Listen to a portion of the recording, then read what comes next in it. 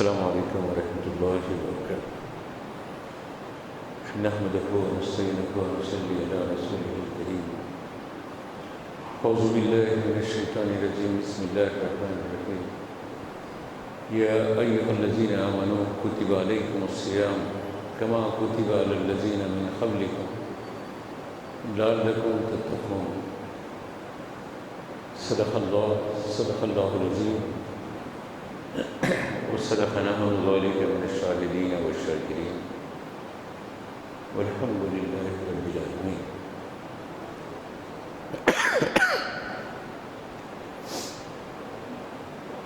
سورہ بقرہ کی اس آیت کریمہ کی تلاوت کا شرف حاصل ہوا جس میں روزوں کی فرضیت کا اہل ایمان کو مجدہ سنایا گیا، خوشخبری سنائی گئی۔ اس آیت پاک کا سادہ سا مفہوم یہ ہے کہ سب سے پہلے تو اللہ نے یا ایھا الذین آمنوا، اے ایمان والوں کہا، یعنی روزے کس پر فرض ہیں؟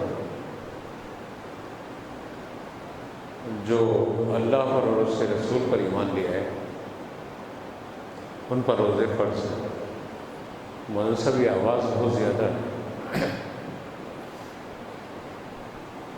یہ روزے ان لوگوں پر فرض ہیں جو اللہ اور اس کے رسول پر ایمان لائے، یعنی ایمان کے دعوے دار ہو اور روزہ نہیں رکھتے ہیں تو نتیجہ یہ ہے کہ اللہ کے رسول صلی اللہ علیہ وسلم نے فرمایا کہ بعض عبادتوں کے ساتھ ہیں، ایک قبول ہوگی، ایک کرے گا دوسری نہیں کرے گا تو قبول نہیں ہوگی۔ نماز پڑھے گا، صحت مند ہونے کے باوجود روزہ نہیں رکھے گا، سہولت ہونے کے باوجود حج نہیں کرے گا تو یہ نماز قابل قبول نہیں۔ ایسے ہی صرف روزہ رکھ لے گا، نماز نہیں پڑھتا، دن بھر روزہ ہے تو ایسا روزہ فاقہ رہنا تو ہے لیکن روزہ نہیں ہے۔ اسی طریقے سے حج تو کر لیتا ہے، حج کا شوق ہے، حج کو جانے کا شوق ہے، نماز نہیں پڑھتا، یا حج کو جا کے آ گیا ہے لیکن باوجود اس کے کہ نماز کا پابند نہیں ہے، حج کو جانے کا خواہش مند ہے لیکن نماز نہیں رکھتا، نماز بھی پڑھتا ہے، حج بھی کرتا ہے، روزہ بھی رکھتا ہے، زکوٰۃ ادا نہیں کرتا، خوب پیسہ ہے، صاحب استطاعت ہے، باوجود اس کے کہ وہ زکوٰۃ ادا کرنے، اللہ کی راہ میں جو حکم ہے اس کو خرچ کرنے کی، اس کے دل میں کجی ہے، کمی ہے، تو نتیجہ یہ ہے کہ یہ تینوں عبادتیں مار دی جائیں گی وہ کہ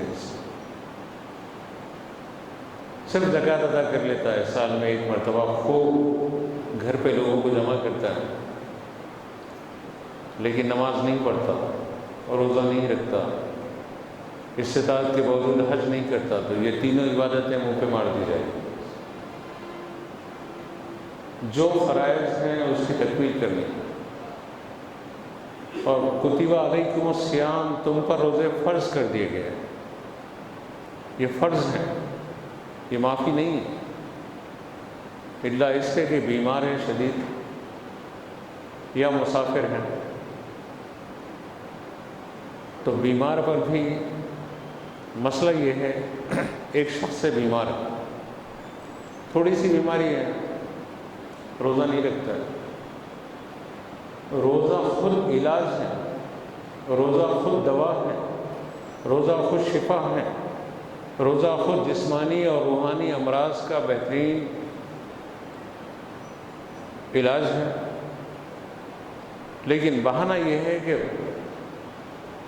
چھوٹی موٹی بیماری ہے، شوگر پہ کنٹرول کر سکتا ہے، روزہ ہی نہیں رکھتا، نہیں مجھے شوگر ہے۔ میرے ایک دوست ہیں، ساتھ میں کام کیے تھے، وہ فون کر رہے تھے، مجھے 261 شوگر ہے، کیا کروں میں؟ بولا 261 شوگر تو کچھ بھی نہیں ہے، رینڈم میں اگر آپ کو 261 ہے تو یہ کوئی خاص شوگر نہیں ہے۔ نہیں پھر میں کیا کرنا ہے؟ بولا روزہ رہنا، یعنی تو کسی ایسے ڈاکٹر سے مشورہ کریے جو آپ کے جسم کی کیفیت کو جانتا سمجھتا ہے اور وہ مسلمان ہو، اور اگر اس نے منع کیا ہے تو بات الگ ہے، اور جب منع کیا ہے تو کرنا کیا ہے؟ فدیہ دینا ہے۔ ایک روزہ اگر بیمار کوئی ترک کر رہا ہے، چھوڑ رہا ہے، تو اس کو ایک فدیہ، ایک روزے کا ایک صدقہ فطر ادا کرنا ہے روزانہ، یا اس کا پیسہ ادا کرنا ہے، یا 2.25 کلو، 2 کلو ایک چھٹاک سے اونچا، 2.25 کلو اس کو گندم یا گیہوں اللہ کی راہ میں، اللہ کی خوشنودی کے لیے مسکین کو دینا۔ لیکن اگر وہ اچھا ہو گیا، چلیے رمضان کے بعد 4 روزے چھوڑ دیا تھا، 10 روزے چھوڑ دیا تھا بیماری کی وجہ سے، بعد میں پھر اللہ نے صحت دے دی، تو یہ فدیہ کافی نہیں ہے، یہ فدیہ نفل عبادت ہو گئی۔ اب یہ جو صحت مل گئی اس میں قضا کرنا ہے۔ لیکن کرتے کیا ہیں؟ رمضان میں روزے چھوڑ دیتے، اس کے بعد میں اگر دے دیے تو فدیہ دے دیے، اور صحت ہونے کے باوجود تو اللہ کا شکر بھی ادا کرنا ہے نا کہ اللہ نے صحت دے دی، تو قضا بھی کرنا ہے۔ ایسے ہی خواتین کا مسئلہ ہے، گھر میں خواتین کیا کرتی ہیں؟ ایام مخصوص میں روزے ان پر، جو روزے ان کے چھوٹ گئے ہیں ایام مخصوص کے، وہ روزے باقی کے ایام میں قضا کرنا ہے، وہ نہیں کرتی ہیں۔ 6 روزے، 7 روزے، 8 روزے چھوٹ گئے، تو کرتی یہ ہے کہ ان روزوں کے ساتھ شوال کے 6 روزے رکھ لیتی ہیں۔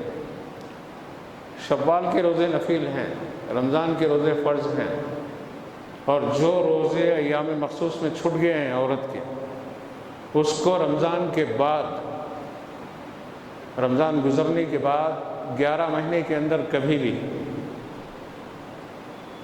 اس کی قضا کرنا ہے۔ قضا نہیں کرے گی، شوال کے روزے رہ جائے گے، مسئلہ کوئی سمجھاتے ہی۔ شوق ہے شوال کے روزے رہنے کا، لیکن قضا کے لیے نہ اس کا شوہر بولتا، نہ باپ بولتا، نہ بھائی بولتا، کیونکہ یہ بات تو چھپی بھی رہتی ہے۔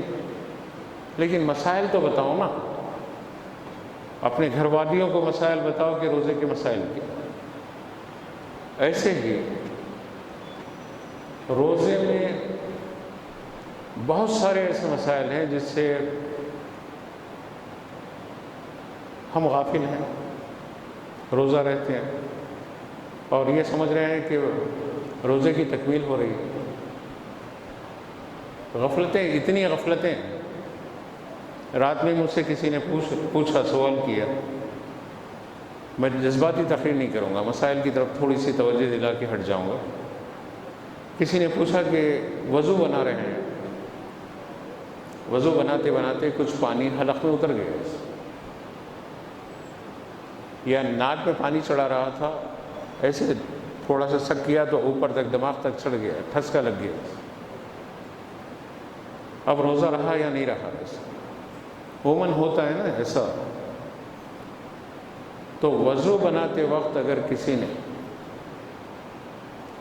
کلی کیا اور حلق کے نیچے پانی اتر گیا، جبکہ اس کو یاد ہے کہ وہ روزے دار ہیں، لیکن ایسی بے احتیاطی سے کلی کیا کہ پانی حلق کے نیچے اترا یا ناک سے دماغ تک چڑھ گیا، روزہ ٹوٹ گیا۔ چاہے وہ غسل کر رہا تھا، چاہے وضو کر رہا تھا، چاہے یوں ہی منہ ہاتھ دھو رہا تھا، لیکن پانی حلق کے نیچے سے اترا یا ناک میں اوپر چڑھ گیا، روزہ ٹوٹ گیا۔ لیکن یہاں شریعت کی عجیب حکمت ہے، کیا اللہ کی رحمت ہے، اندازہ لگائیے۔ اس نے قصداً ایسا کیا تب بھی روزہ ٹوٹا، اور اس نے جو ہے غفلت سے بھی ایسا کیا تو روزہ ٹوٹا۔ لیکن توجہ سے اس بات کو سنیے، بھول گیا تھا وہ روزہ رکھے، اس کو یاد نہیں ہے کہ روزے دار ہے، کلی کر رہا ہے تیزی سے، کچھ پانی اندر حلق میں اتر گیا، پھر سنیے کہ وہ بھول گیا تھا، روزے دار ہے، اس کو یاد نہیں ہے، توجہ نہیں ہے، وہ روزے دار ہے، اور پانی حلق کے نیچے اتر گیا یا ناک سے چڑھ کے دماغ کی طرف آ گیا، روزہ نہیں ٹوٹا، کیونکہ بھولنے کا شریعت نے اس کو یہ فائدہ دیا، بھول گیا تھا، اس بھول کا یہ فائدہ دیا۔ تو مسائل روزہ میں ہماری جو غفلتیں ہیں، یہ غفلت یہ ہے کہ 12، 1، 2 بجے کے بعد اگر کوئی اپنے سر کے یا جسم کے کہیں کسی حصے کے غیر ضروری بال بھی اگر وہ نکالتا ہے، ترشواتا ہے، تو عموماً عوام میں یہ ذہن ہے کہ روزہ ٹوٹ جاتا ہے، مکروہ ہو جاتا ہے۔ نہیں، کوئی فرق نہیں پڑتا۔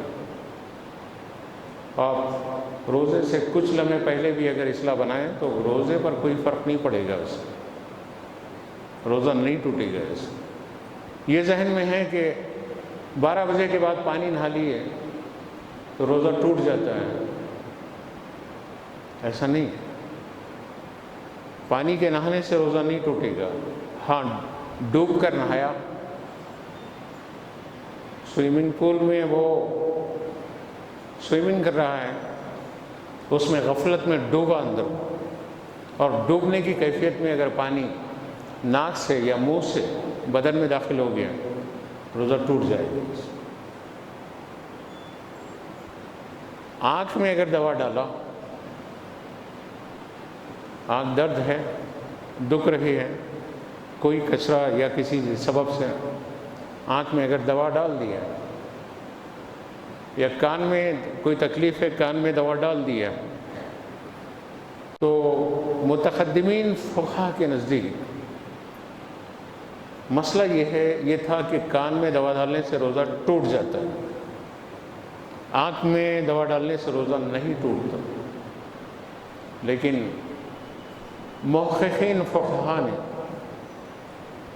جو علم اناٹومی سے واقف ہیں، علم الابدان سے واقف ہیں، جو لوگ میڈیکل سائنس سے واقف ہیں،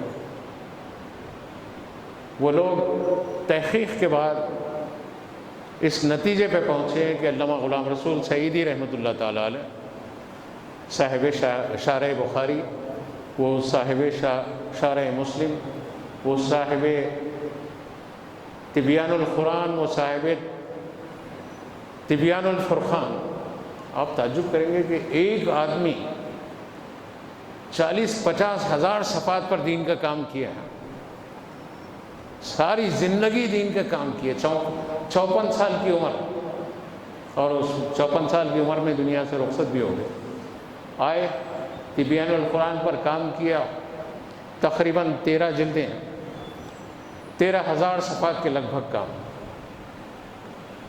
اتنا ضخیم تفسیری کام کرنے کے بعد ہزاروں کتب کے ریفرنسز تبیان القرآن میں، بلکہ اگر میں کہوں تو مبالغہ نہیں ہوگا کہ لاکھوں کتابوں کے ریفرنسز تبیان القرآن میں۔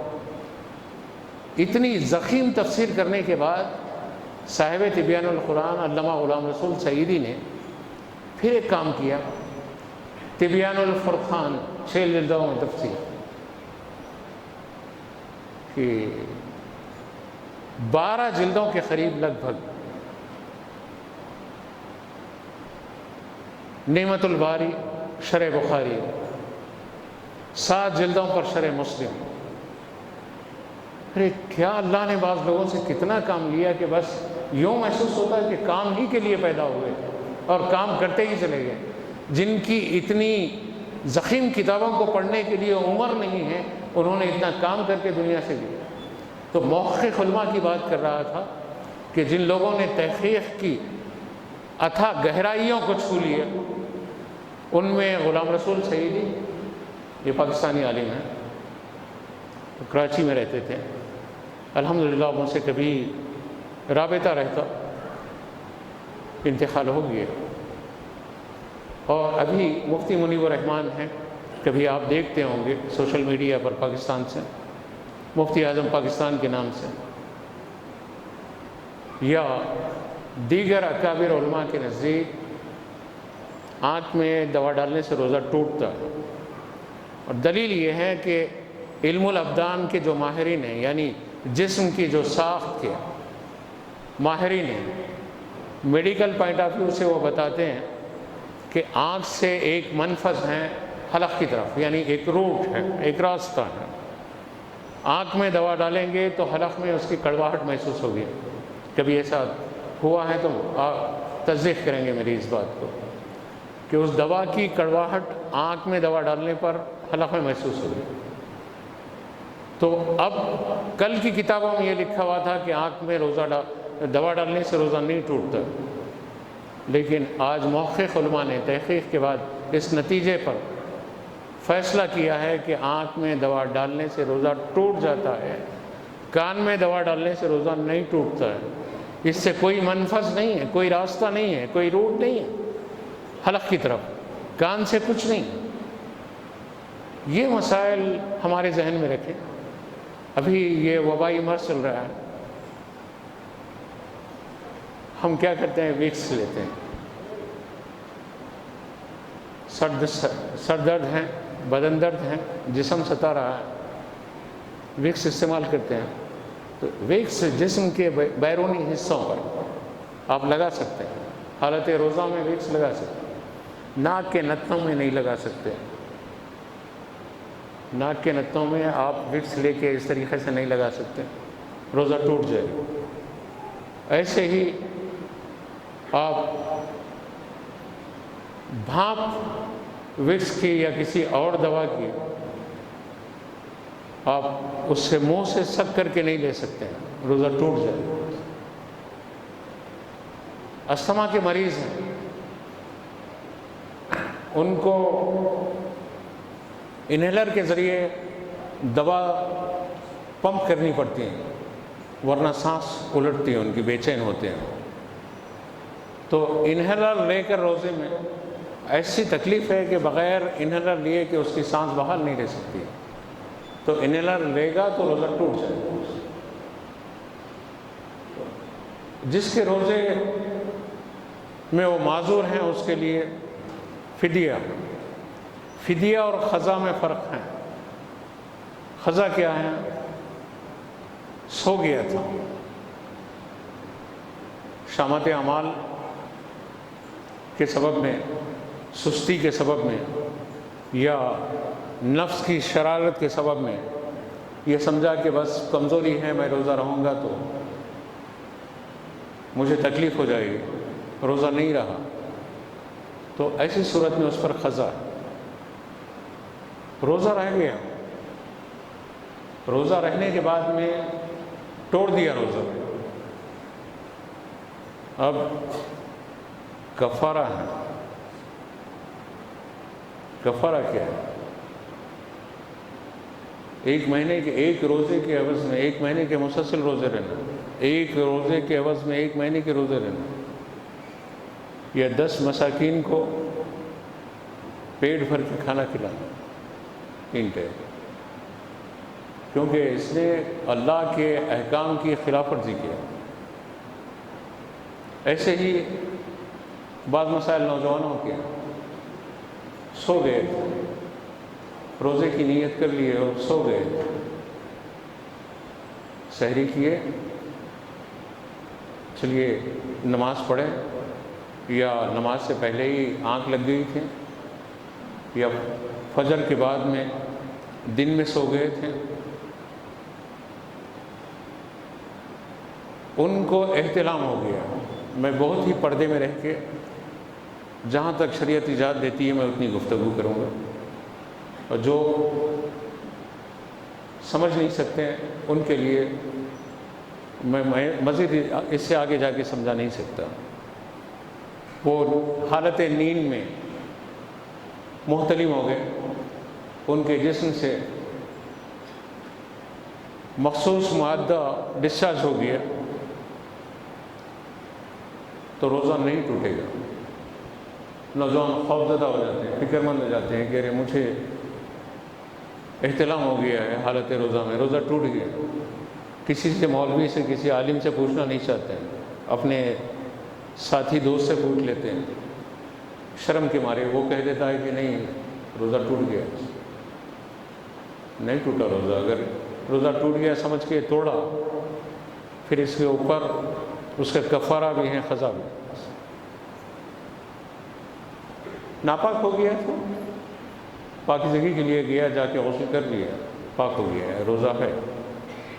ایک شخص گندگی کی حالت میں تھا، رات میں سحری کے وقت میں ناپاکی کی حالت میں تھا، اس پر غسل واجب تھا۔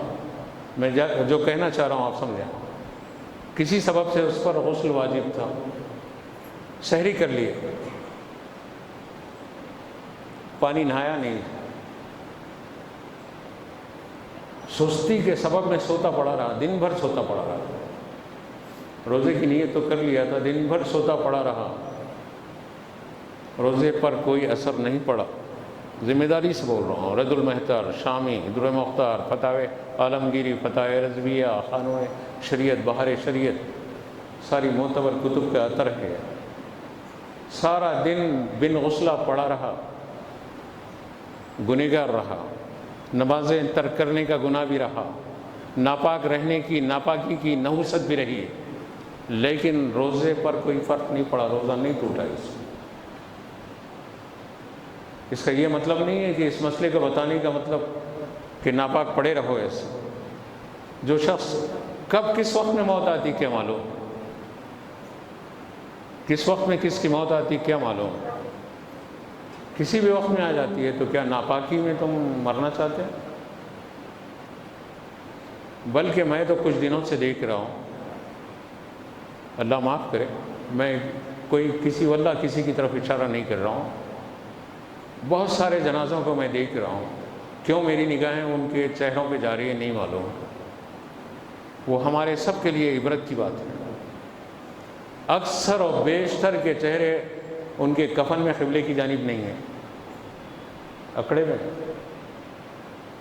اکثر 10 دیکھے گیا تو 9 کے چہرے اکڑے میں۔ کیوں ہو رہا ہے؟ یہ کوئی زبانی جمع خرچ نہیں ہے کہ یہ قلبی وجدان ہے۔ میری نگاہیں کیوں اس طرف جا رہی ہے مجھے معلوم نہیں، اور میں یقین مانیے اپنی تنہائیوں کی دعاؤں میں اس بات سے اللہ سے التجا کر رہا ہوں کہ اللہ میں مر جاؤں تو میرا چہرہ تو قبلے کی جانب رکھ، میں اس لائق تو نہیں ہوں۔ تو کچھ ہماری غفلتیں ہیں، گناہ ہیں، اور وہ گناہ ہم کو اللہ کے ان جو ہے کرم سے، فضل سے کچھ پلٹا کے رکھ رہے۔ اللہ کے بندو، ناپاکی کی حالت میں مرنے کی کوشش نہ کرو۔ ایک ناپاکی تو جسمانی ہے، دوسری ناپاکی ذہنی بھی۔ جسمانی ناپاکی تو تم نہا کے پاک ہو جاتے ہو، ذہنی ناپاکیاں کتنی ہیں؟ عیاشیاں، زناکاریوں کے تصورات، بدکاریوں کے خیالات، قلبی رجحانات، نہ جانے نگاہیں کیا کیا دیکھ لے رہی ہے، کیا کیا سوچ رہی ہے۔ تو ان حالات میں روزے کا مقصد تو یہی ہے کہ لعلکم تتقون، کہ شاید تم متقی ہو جاؤ۔ کیوں تم پر فرض کیا گیا ہے؟ اللہ تم کو مشقت میں ڈالنا چاہتا ہے، بھوکا رکھنا چاہتا ہے، پیاسا رکھنا چاہتا ہے؟ نہیں۔ اپنی ماں سے پوچھو، آپ دستر کا وہ منظر یاد کرو، ہماری مائیں کیا کرتی ہیں، کیا کرتی تھی، آج بھی کیا کرتی ہیں جن کی مائیں، سحری کے وقت میں ماں کی مامتا کا جو احساس ہے اس وقت میں غور کروں، وہ کھاتی کم ہے کھلاتی زیادہ ہے، ہوتا ہے نا؟ بیٹا نہیں تم تھوڑا زیادہ کھا لو، محنت کرنے جانی ہے تم کو باہر جانا، بیٹا تم کچھ زیادہ کھا لو، اچھا کھا لو تھوڑا۔ ماں کی پوری توجہ آپ کے نوالوں پر رہتی ہے، خود کے نوالوں پر نہیں رہتی۔ تو 70 ماؤں کی محبت کرنے والا رب، آپ روزہ رہتے ہیں تو اس کو کتنی محبت ہوگی آپ سے، کتنی محبت کرے گا وہ۔ بیٹا بھوکا ہے تو ماں بے چین، بیٹا پیاسا ہے تو ماں بے چین، بیٹا مشقت میں ہے تو ماں بے چین، بیٹا محنت میں ہے تو ماں بے چین ہے، اور بندہ بھوکا ہے، بندہ پیاسا ہے، تو کون اللہ کی رحمت تیرے لیے بچھائے؟ روزہ اللہ کے قرب کو قریب کرتا، اللہ کی جو ہے رحمت کو قریب کرتا، مغفرت کو قریب کرتا۔ الصیام جنۃ، آقا نے فرمایا کہ روزہ ڈھال ہے۔ ڈھال کیا کرتی ہے؟ میدان جنگ میں جب دشمن کا حملہ ہوتا ہے تو ڈھال سے بچاتا ہے، وہ ہر وار کو بچاتا، تلوار کو بچاتا، مد مقابل کی کاٹ کو بچاتا۔ ایسے ہی روزہ شیطان کے وار کو بچاتا، شیطان کے حملوں کو بچاتا، نفس کے دھوکوں کو بچاتا، نفس کی بغاوت کو بچاتا ہے، اللہ کی نافرمانی سے ہم کو بچاتا ہے۔ اور پھر روزے کا کمال کیا ہے؟ آقا نے فرمایا کہ حدیث قدسی بھی ہے کہ روزہ میرے لیے ہے اور میں ہی اس کی اجر، میں ہی اس کا اجر ہوں۔ یعنی ہر عبادت کا اجر جنت ہے، نماز کا اجر جنت ہے، تلاوت کا اجر جنت ہے، زکوٰۃ کا اجر جنت ہے، حج کا اجر جنت ہے، جہاد کا اجر جنت ہے، ہر عبادت کا اجر جنت ہے۔ لیکن روزے کا اجر مالک جنت ہے، اللہ ہے۔ اب اللہ جس کا ہو جائے سب اس کا ہے۔ محمود غزنوی کے بارے میں بتایا جاتا ہے، ایاز اس کا ایک بہت خاص غلام ہے۔ ایک مرتبہ محمود ہیرے اشرفی دربار میں لوٹا رہا ہے، لوگ بھاگ بھاگ کے لوٹ رہے ہیں، چن چن کے لوٹ رہے ہیں۔ ایاز اس کے پاس ٹھہرا ہوا ہے محمود کے، وہ نہ بھاگ رہا ہے، نہ لوٹ رہا ہے، نہ چن رہا ہے۔ محمود پوچھا کہ تم اتنے بے نیاز ہو گئے کہ سب کو ضرورت ہے، سب لے رہا ہے، سب گر رہے ہیں، اور تم کیوں نہیں لیتے؟ تو اس نے کہا کہ سب کو ان پیسوں کی ضرورت ہے، ان اشرفیوں کی، ان ہیروں کی ضرورت ہے، اسی لیے سب لے رہے ہیں۔ میرے آپ ہیں، میں آپ کا ہوں، اسی لیے مجھے ضرورت نہیں ہے۔ تو بندہ رب کا، اور رب جب بندے کا ہو جائے تو پھر ضرورت کس چیز کی ہے؟ مانگنے سے پہلے ملے گا، بے عزتی سے پہلے عزت ملے گی، بھوک سے پہلے اللہ عطا کرے گا۔ آقا نے فرمایا کہ روزہ رمضان کے ناموں میں ایک نام مشکات کی حدیث ہے، ماہ وسط ہے، یعنی اس میں رزق کو وسیع کر دیا جاتا ہے۔ آپ دیکھ لیں عام دنوں میں کیا اتنے فروٹ آپ کو کھانے کے لیے ملتے ہیں، پھل ملتے ہیں، کہ اتنا وقت پر آپ پابندی سے کھا لیتے ہیں۔ بس اوقات تو ٹھیک ہے، صبح کا کھانا قریب دوپہر کے ہو جاتا ہے، کبھی دوپہر کا کھانا نہیں ہوتا ہے، شام میں ہو جاتا ہے، کبھی شام کا کھانا کچھ کھا لیے، نہیں کھائے سو جاتے ہیں۔ لیکن رمضان ایک ڈسپلین میں لا دیا آپ کو، آپ کے رزق کو اللہ رب العزت آپ کے دستر پہ وقت پہ پہنچا دیتا ہے۔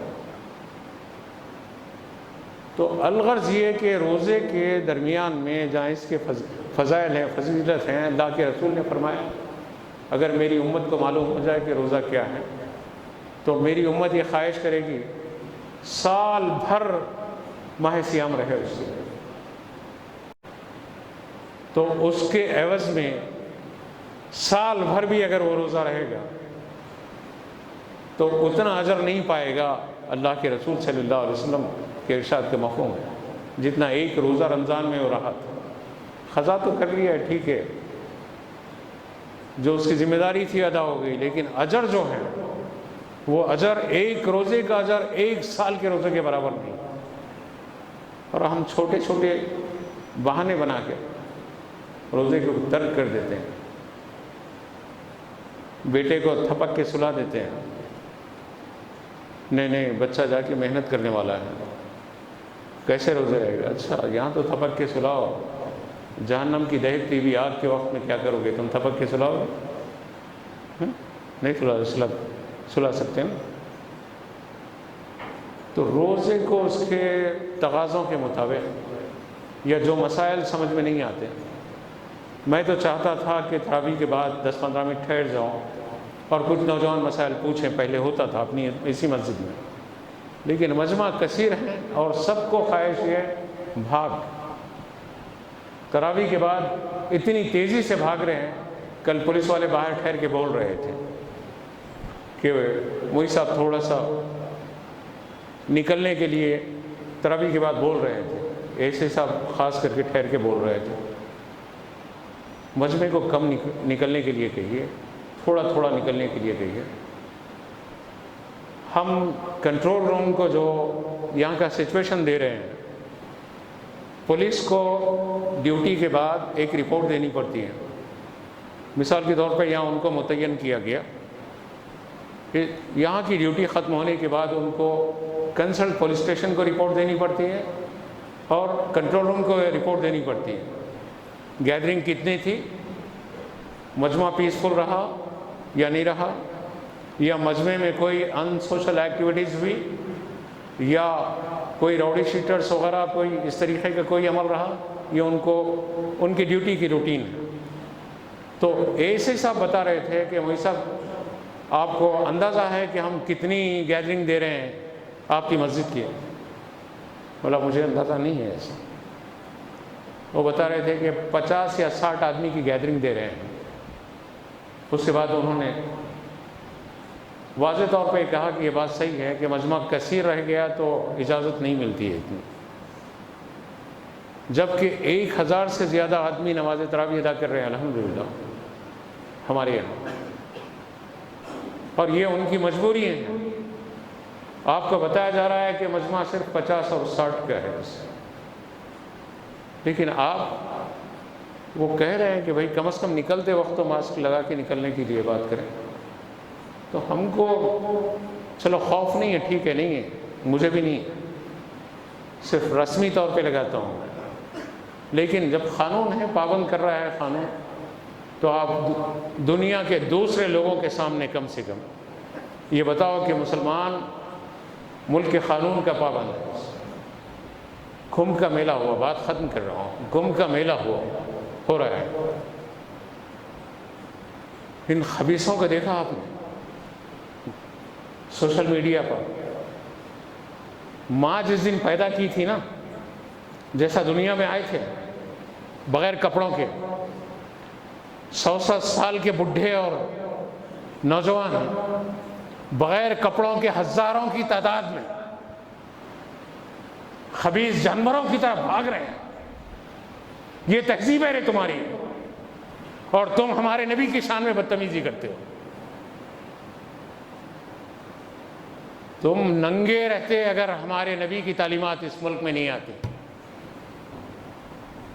تم کو کپڑا پہننے کا بھی شعور اگر کوئی کسی نے دیا ہے تو میرے نبی کی تعلیمات کی خیرات میں ملا ہے، ورنہ تم جس کو بھگوان کہتے ہو، مجھے حق نہیں ہے کسی کو بولنے کا، لیکن جب تم ہمارے نبی کی شان میں بدتمیزیوں کے مینار کھڑے کر رہے ہو تو تم جس کو بھگوان کہہ رہے ہو نا، اس کے جسموں پر کپڑے نہیں ہیں،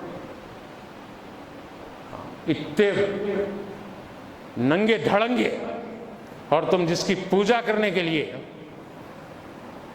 جو کمبھ کے میلے میں ڈرامے کر رہے ہو نا، تمہارے بدن پر ایک کپڑا نہیں، گندے گندے بال جسم پر،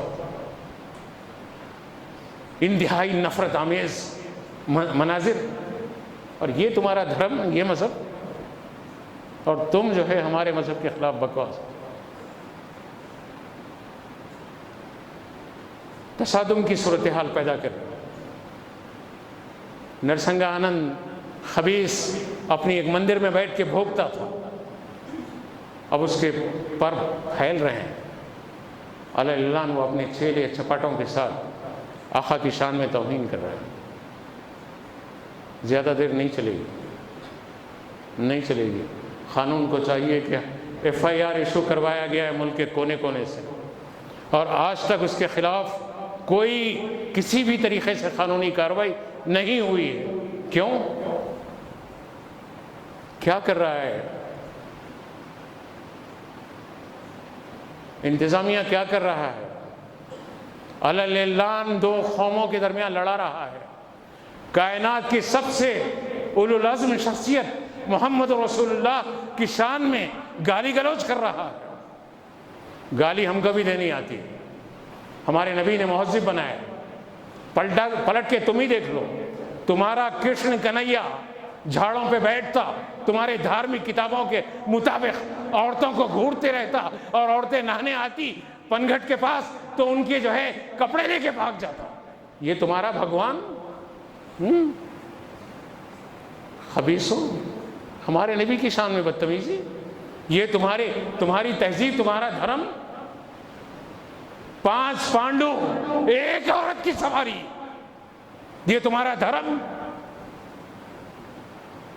ٹھیک ہے، تم اپنے دھرم کے اصولوں کو عام کرو نا. تیری ایک بیٹی اور 5 لوگوں کو اس کے اوپر مسلط کرو.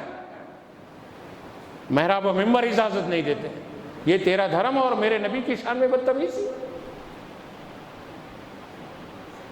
تیری دھارمک کتابیں اگر دیکھی جائے تو گندے لٹریچر سے بدتر ہے، اور میرا قرآن دیکھا جائے تو پاکیزگی کے یہ عالم ہے. یہ نہیں کہا کہ تو اپنی بیٹی کے سامنے، یہ نہیں کہا کہ تو اپنی جو ہے ماں کے سامنے، اپنی بہن کے سامنے اپنی نگاہوں کو نیچے رکھ. یہ سورہ نور تعلیم دیتا ہے مرد کو کہ بد نگاہی نہیں کریں، اپنی نگاہوں کو نیچے رکھیں. اور بیٹیوں کو تعلیم دیتا ہے میرا دھرم، میرا مذہب. باہر نکلو تو تم حجاب میں نکلو، تم تو سراپا بے حجاب ہوتے. الغرضیہ کہ ایک طرف یہ تصادم ہے، صورتحال بگڑ رہی ہے، اور مفتی سلمان نے ٹھیک ہے جذبات میں ہی صحیح، انہوں نے جو کچھ کہا ہے، ہم اب آگے بڑھ گئے ہیں تو ہم ان کی مخالفت نہیں کر سکتے. مفتی سلمان نے آگ میں کودنے کی جو بات کی ہے اس کو ساتھ لے کر 17 رمضان کی انہوں نے تاریخ بھی دے دی. رات میں مہرارا کے سجادہ نشین حضرت امین میاں صاحب قبلہ نے مفتی سلمان کو بدائی دی اور کہا کہ ہم تمہارے ساتھ ہیں. بریلی سے حضرت عزت رضا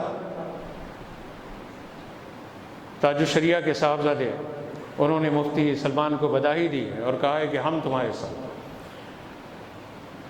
قوم کا بچہ بلکہ میری ماں اور بہنوں کے گود میں اگر کوئی شیرخوار بھی ہے تو ناموس مصطفیٰ کے لیے ہم سب مفتی سلمان کے ساتھ ہیں. رسول اللہ کی تم توہین کر کے تم یہ سمجھ رہے ہو کہ ہماری ماؤں نے دودھ نہیں پلایا. ہم قانون کے چوکھٹے میں رہنا چاہتے ہو. تصادم کی بات کرنا چاہتے ہو تو ٹھیک ہے، ہر قسم کے مارے کے کو، تن من دھن جان مال آل اولاد سب کچھ ناموس مصطفیٰ پر قربان. اور سب پوری قوم ایک شیشہ پلائی ہوئی دیوار کی طرح آ کے ڈٹ کے ٹھہر جائے گی. مشرکین تم سمجھ رہے ہو کہ زبان تمہارے پاس ہی ہے، تم گالیاں دو گے میرے رسول کو، اور اس کے بعد میں تم یہ سمجھو گے کہ تم جو ہے ہم سے نہیں سنو گے کچھ. ہم گالی نہیں دیں گے، ہم تمہاری حیثیت کو اس کے پنے اٹھا کے بتائیں گے. الغرضیہ کے موضوع اپنے موضوع سے ہٹ رہا ہے. اے اللہ ہم پہ رحم فرمائے، اے اللہ ہم میں وہ طاقتیں، وہ ضرورتیں، وہ قوتیں عطا فرما۔ ہاں، وہ طاقتیں، وہ قوتیں، وہ ضرورتیں عطا فرما۔ میری قوم کے نوجوانوں کی یہ جوانی ہے، رسول اللہ کی ناموس کے لیے ہے، اس طریقے سے بے چین ہوں کہ ان کو یقین ہو جائے کہ اس راستے کے سوا نجات کا کوئی راستہ نہیں۔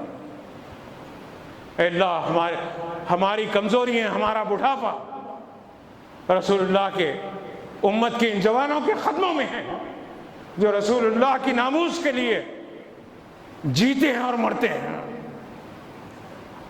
میں اس لائق تو نہیں میں اپنے آپ کو یہ کہوں کہ میں رسول کی ناموس کے لیے مروں، میں آپ کے قدموں کے لیے، آپ کی جوانیوں کے صدقے میں دعا کرتا ہوں کہ اللہ وہ طاقت و ہمت دے دے ان دشمنوں کی زبان بند کرنے کی۔ ہم دشمنی بڑھتی جا رہی ہے۔